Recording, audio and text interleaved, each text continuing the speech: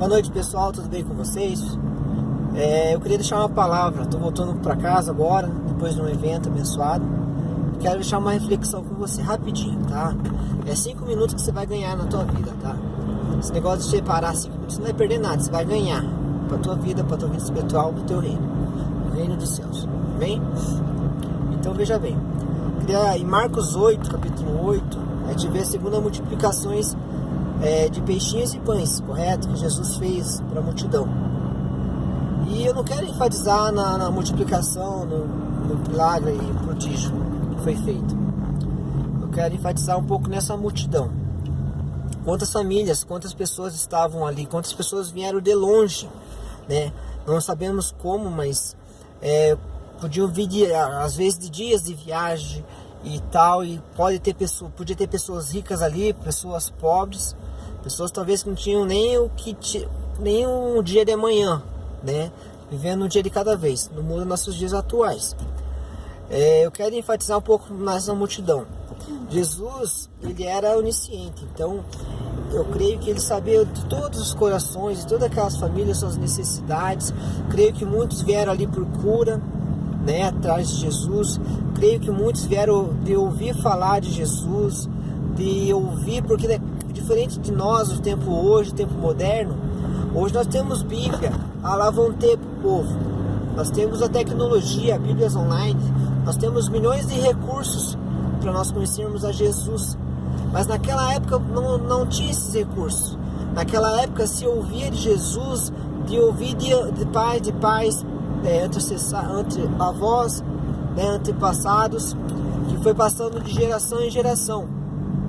Então provavelmente eles ouviram a história de Abraão, ouviram a história de Elias, Moisés, com certeza.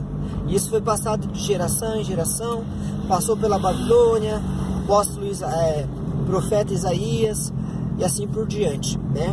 Tem tantos falando da vida de Jesus, e o Messias está na terra. Então chega o Messias na terra, falando do Evangelho, falando do reino dos céus, fazendo milagres, maravilhas e prodígios. Aquilo ali se espalhou, não foi uma vez, 2 vezes, né? Mas se espalhou, a ponto de Jesus atrair multidões para si. E essas pessoas, poxa, então de fato esse Jesus é o Jesus que meus pais, meus avós, antepassados passaram, e ele está aqui na terra. Ele vai passar talvez numa cidade aqui perto, né? E eu vou correr atrás lá. Então eu vou atrás, pego minha família e vou. Talvez muitas pessoas tiveram esse pensamento, muitas pessoas talvez deixaram o seu trabalho às vezes, né? Então o primeiro ponto que eu quero falar é sacrifício. Sacrifício de você largar o que você tem, independentemente do que você tem ou que não tenha, e ir atrás de Jesus. Isso te requer algumas coisas, né? Porque vai saber se aquele povo nesse projeto, talvez tinha projeto de chegar até Jesus, só tinha comida para chegar até Jesus. Outros que pode ser que são ricos, talvez não sofriam com frio, porque eles tinham casaco, porque tinham camelos, porque tinham alimento de fartura, mas com certeza tinha milhões de compromissos. E deixaram de seus compromissos para seguir a Jesus, para ir atrás de Jesus. Então a primeira coisa requer sacrifício, independentemente se você é pobre ou rico, de que situação você esteja.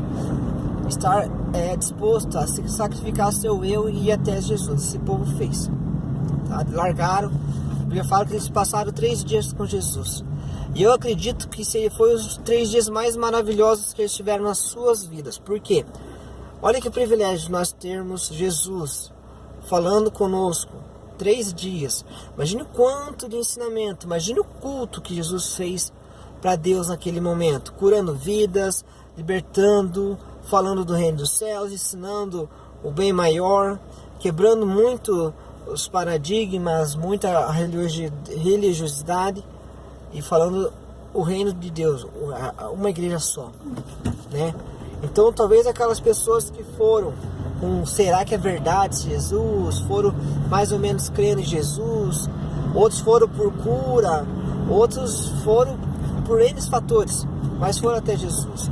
Eu creio que no final desses 3 dias as pessoas realmente se transformaram, pelo menos, né, por um momento, creio eu que elas se transformaram, elas encontraram um caminho de solução de vida eterna. Se depois elas foram para casa e ao longo das suas vidas desviaram os seus caminhos, é outros 500, mas elas tiveram um encontro real com Jesus. Não muda nossos dias atuais hoje, finalizando. Primeira coisa, essa multidão não muda, não mudou. Há multidões ainda que buscam a Jesus por motivos que nós não sabemos. Talvez eu busque a Jesus por causa da cura de um parente meu, cura de um filho, de uma mãe. Talvez eu busque Jesus em prol da salvação. Talvez eu busque Jesus porque eu ouvi falar dele e assim por diante. Cada um tem o seu motivo porque aceitou Jesus e buscou a Jesus. De fato que, se você for por cura, Jesus ele tem uma obra maior que a cura. Jesus, tanto na pregação ou na sequência, quando a gente vê que depois eles foram para outra cidade, os fariseus já estavam lá para atormentar Jesus. Jesus faz um sinal aí do céu, sabe, querendo caçoar, porque Jesus é o poderoso. Então Jesus até respirou fundo e falou: tendo dó desse povo. Eu sabia que era o inimigo ali, né, provocando. E Jesus falou: dessa geração nenhuma verá os sinais do céu, referente a essas pessoas que vêm até Jesus buscando só milagres, prodígios, maravilhas, e não entendem o verdadeiro sentido de buscar Jesus, o verdadeiro motivo de buscar Jesus. E a prova real também está quando os próprios discípulos estavam no barco, pessoas que estavam com Jesus dias e dias e meses seguindo a Jesus, a cada instante ainda não tinham esse encontro com Jesus ainda para parte deles. Por quê? Porque eles estavam mais preocupados em entrar no barco, só tinha um pão lá, ou não lembro agora quantos pão, nem tinha pão, eu não lembro. E os discípulos estavam se indagando: nossa, e agora? Vamos viajar, vamos atravessar de barco e cadê? Não temos comida. Jesus fez agora um monte de multiplicação de pão e peixe, nós não pegamos nada. Talvez eles estariam até brigando, jogando uma culpa no outro, né? E eles estavam ali preocupados com o alimento ali para a viagem. Talvez com medo até de perguntar para Jesus: será que você vai fazer milagre de volta? Vai fazer? Então a preocupação dos 12 discípulos estava mais no alimento ali no momento, do que o ensino que Jesus queria dar. Porque Jesus falou assim: do fermento dos fariseus vocês não se abstenham, não peçam, não tenham essa não provem disso, né? Essa tentação, ver glória e poder. E os discípulos estavam assim: não, Jesus está preocupado com outra coisa, você está preocupado com o pão, não tem comida, Jesus. Aí Jesus, eu imagino que ele se frustra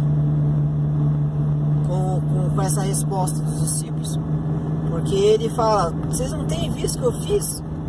Vocês não viram que eu acabei de fazer milagre, acabei de fazer multiplicação dos pães, acabei de fazer, alimentei o povo, despedi o povo na graça e paz, e vocês estão preocupados com o pão, estão preocupados, meu Deus, vocês não sabem que eu sou Jesus, Filho de Deus? Esse é o de menos, se preocupe com aquilo que eu estou ensinando. E Jesus estava ensinando eles não se provar do fermento dos fariseus, que é aquela tentação, sabe, aquela coisa ruim, e de poder e glória e tal, e pode ser em várias áreas, e não muda na igreja. Às vezes nós vamos para a igreja buscando somente a cura, somente a libertação, somente buscando N fatores, e às vezes esquecemos de saber e ouvir o que Jesus quer nos ensinar. Às vezes Jesus quer ensinar coisas que a nossa vida, através do Espírito Santo, usado pelo pastor, pelo pregador, pela pessoa que vai orar, ou pelo louvor. Às vezes naquele dia Jesus não quer curar você. Às vezes Ele quer te ensinar, Ele quer te instruir, quer te exortar, né? Quer mostrar algo maior, que para Jesus a cura, para Jesus a libertação, as nossas dificuldades, isso é o de menos. As nossas contas no final do mês é o de menos, né? Para Jesus tudo isso é de menos. Ele está preocupado com a nossa salvação, é nos ensinar, é nos fortalecer. E essa é a reflexão que eu quero finalizar. Então é assim, irmãos, a Bíblia fala que devemos sim pedir, colocar nossas causas na mão de Deus, mas não deixar isso em primeiro plano, porque o primeiro plano É o que Jesus tem para falar para nós nesse culto, nesse dia. Hoje eu vou para a igreja, Senhor, tenho, sim, pode orar, claro que deve. Passado por isso e aquilo, oro por isso e aquilo, mas te agradeço, porque eu estou aqui, podendo estar na tua casa, ainda que as portas das igrejas ainda estão abertas, aproveitar as portas da igreja abertas, podendo orar. Eu quero que o Senhor fale comigo, independentemente se o Senhor vai me curar hoje, se o Senhor vai me libertar hoje, libertar meu pai, meu filho, o vício, as drogas, etc, entrar com providência na minha área financeira. Primeiro eu quero ouvir o que o Senhor tem para mim. As demais coisas eu sei que o Senhor vai fazer no tempo certo. E é isso, infelizmente, que a gente não vê, né? Aquela multidão, com certeza, ela voltou diferente. E não muda.